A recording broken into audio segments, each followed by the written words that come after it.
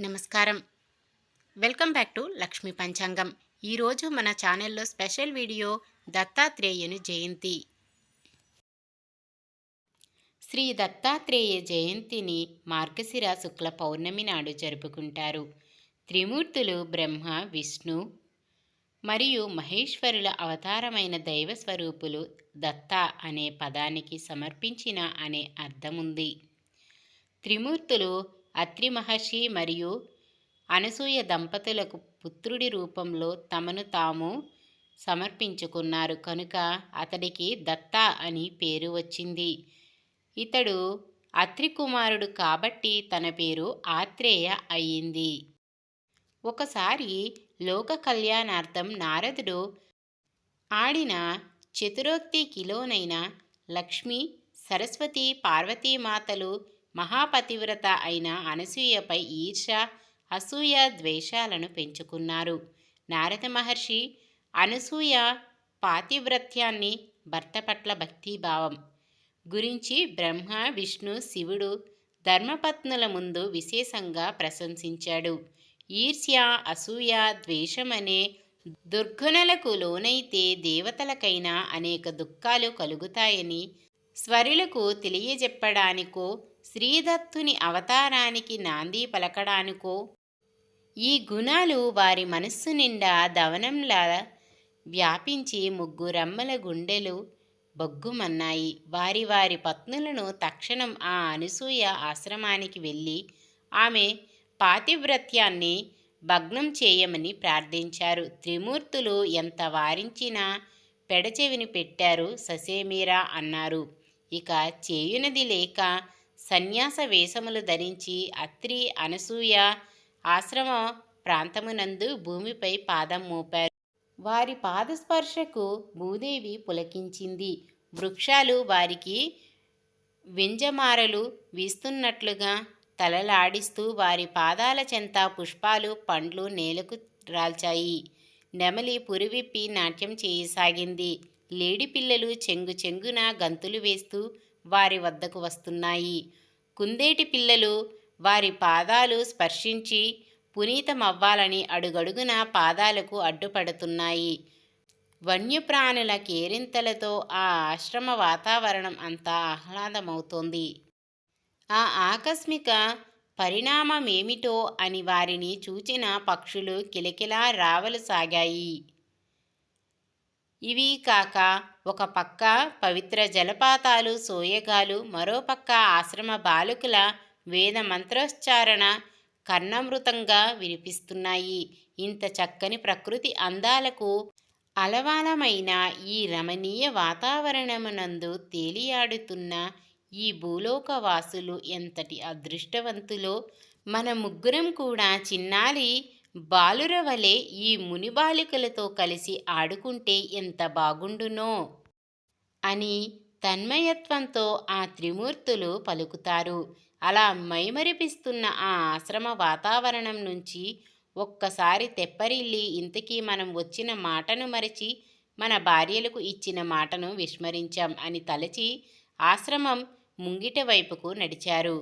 మహాతపోబల సంపుడైన కార్తమ మహర్షికి దేవహుతికి జన్మించిన అనసూయాదేవిని ముని శ్రేష్ఠుడైన అత్రిమ మహర్షికి ఇచ్చి వివాహం చేశారు. అప్పటి నుండి ఆమె గృహస్థురాలిగా గృహస్థ ధర్మాన్ని చక్కగా నిర్వహిస్తూ అత్రి మహర్షికి సేవలు చేస్తూ అతిథి ఆప్యాగతులను ఆచరిస్తూ తన పతి సేవ పరతచే పొందిన పాతివ్రత్య మహిమలతో ముల్లోకాలను అబ్బురపరుస్తూ పంచభూతాలు, అష్టదిక్పాలకులు సహితం అనుకువగా ఉండేలా చేస్తున్న ఆ పతివ్రత తల్లిని, దివ్య తపోతేజోమూర్తి అయిన అత్రి మహర్షిని చూసినంతనే త్రిమూర్తులు ముగ్ధులయ్యారు.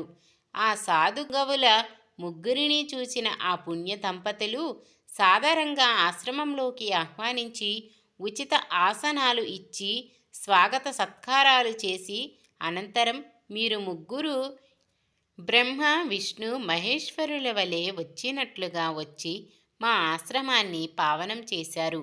భోజనాలు సిద్ధం చేశాను రండి అంటూ అనసూయమ్మ, ఆహ్వానం పలికింది. అత్రి మహర్షితో కలిసి ముగ్గురు సాధువులు ఆసీనులయ్యారు.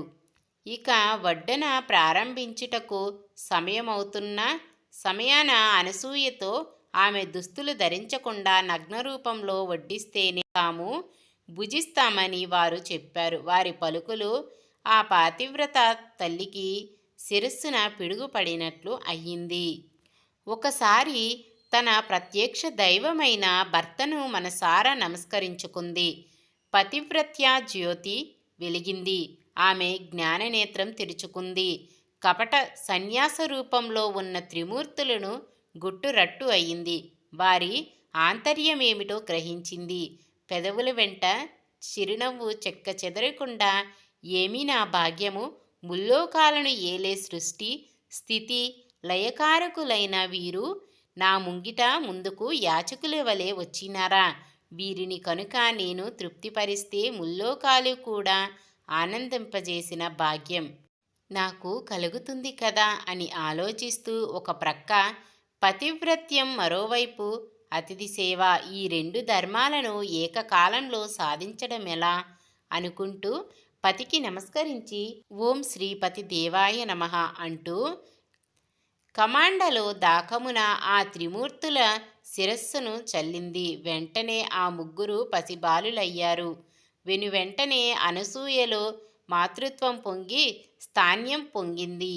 కొంగుచాటున ఆ ముగ్గురు పిల్లలకు పాలు ఇచ్చి వారి ఆకలి తీర్చింది. ఇంతలో ఋషి కన్యలు, ఋషి బాలురు కలిసి మొత్తాన్ని పూల పాన్పుతో ఊయలలాగా వేయగా వారిని జోలపాడుతూ నిద్రపుచ్చింది. ఇంతటి మహాద్భాగ్యం సృష్టిలో ఏ తల్లికి దక్కుతుందో చెప్పండి.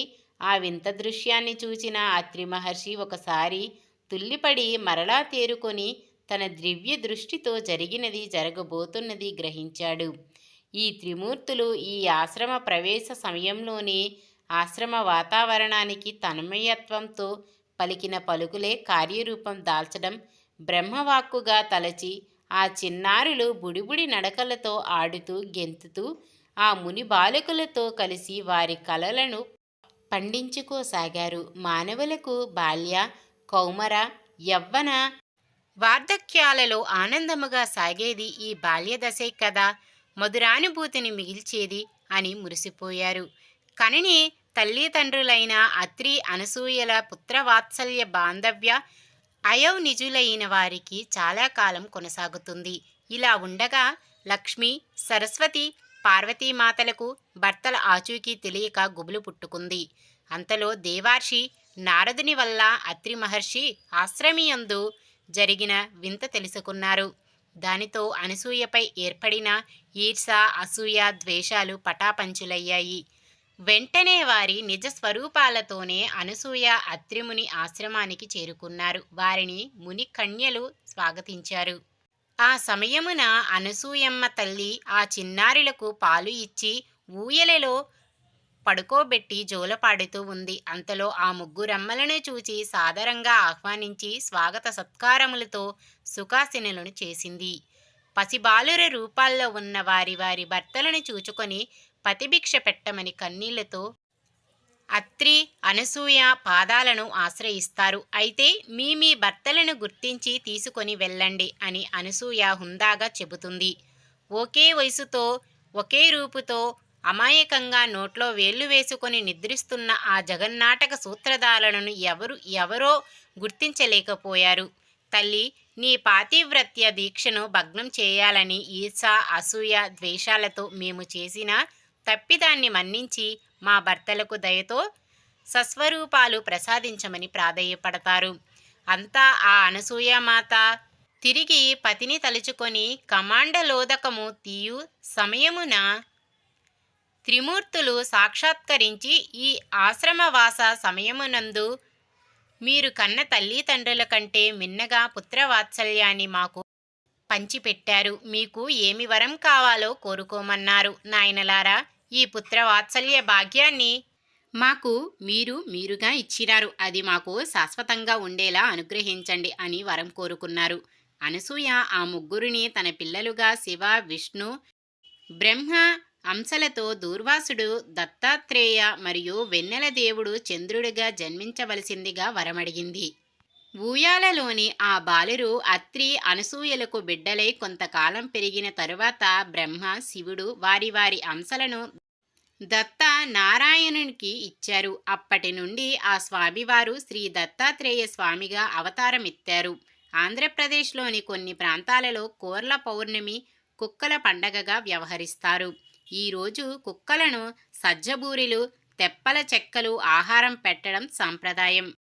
ఇదేనండి దత్తాత్రేయ స్వామి జయంతి.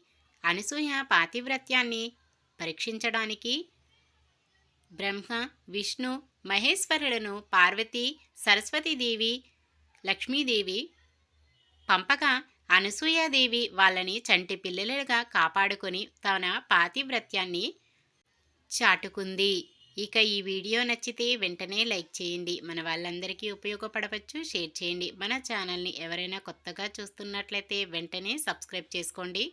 పక్కనే ఉన్న బెల్ ఐకాన్ని క్లిక్ చేసి ఆల్ అనే ఆప్షన్ని సెలెక్ట్ చేయండి. లోకా సమస్త సుఖినో భవంతు. నమస్కారం.